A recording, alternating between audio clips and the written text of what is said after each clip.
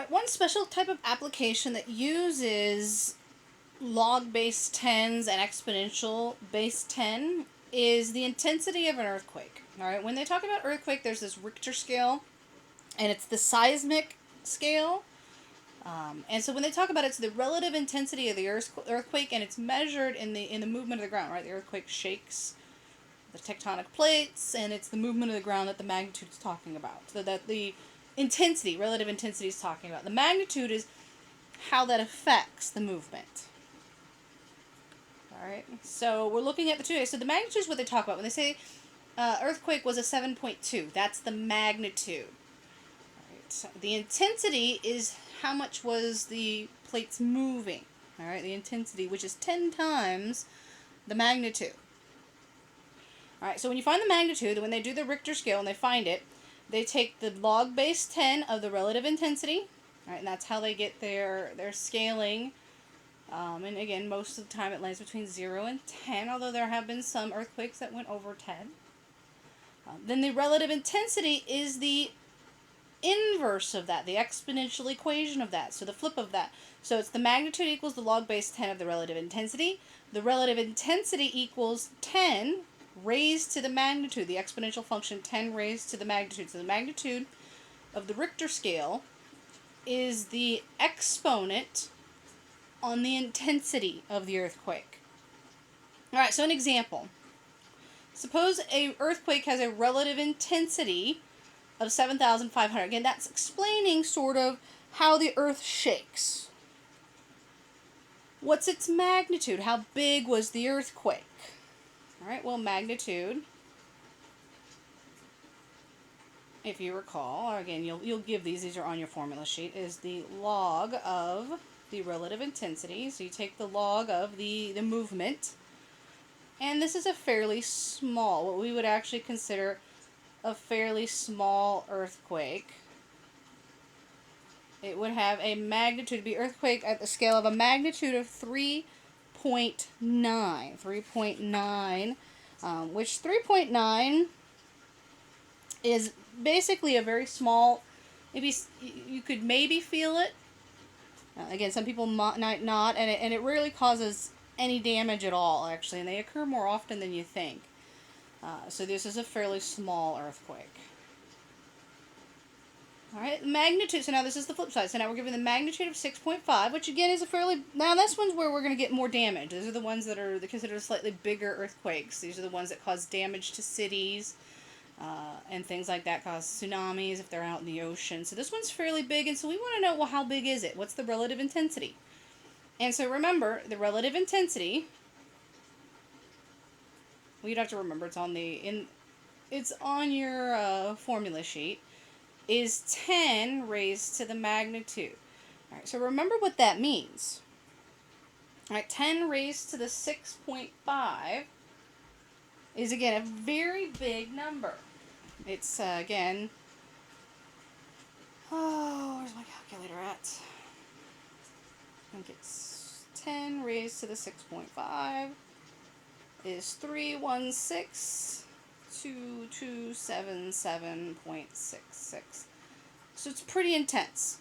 Alright, causes a lot of damage in your big cities. This is a pretty, it's a pretty big earthquake. Now, it's not a super big earthquake. Those when we're getting up to the 7, 8, 9 scale.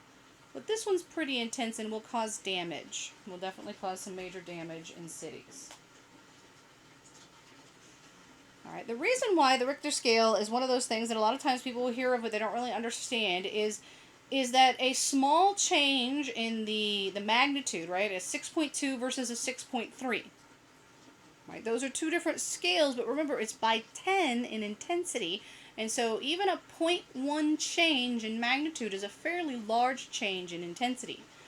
For every 1 unit change on the Richter scale, that's the magnitude, corresponds to an increase of intensity by a factor of 10. So if we go from an earthquake of 2 to an earthquake of 3, the earthquake of 3 is 10 times more intense than an earthquake at 2.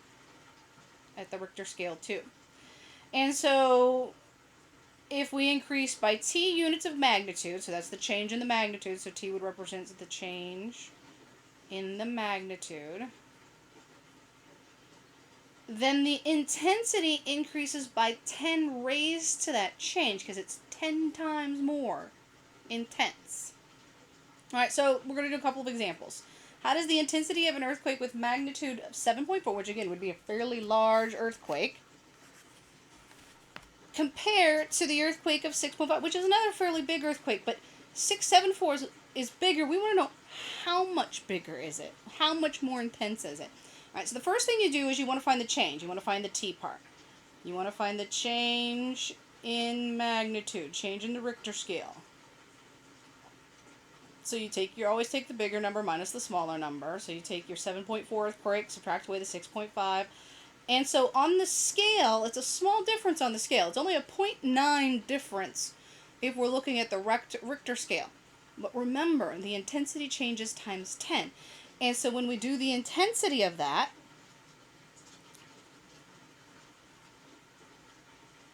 it's 10 raised to that 0.9.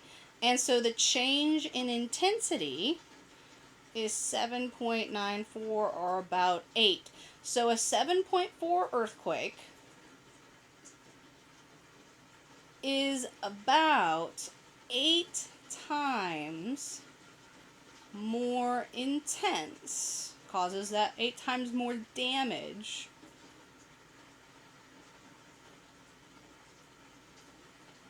than a 6.5. Both of them cause damage, but the 7.4 is 8 times bigger, meaning it will cover usually 8 times more area, and in the epicenter it will cause 8 times more damage.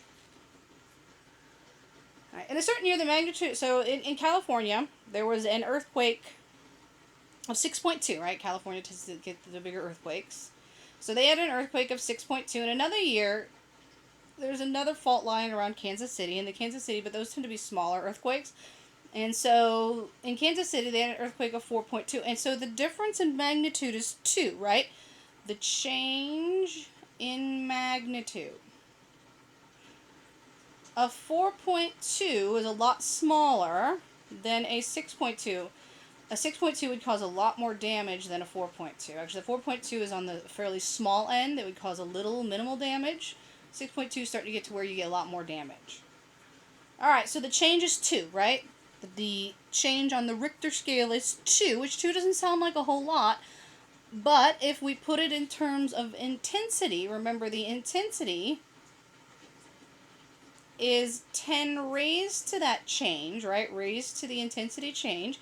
And so that's 100.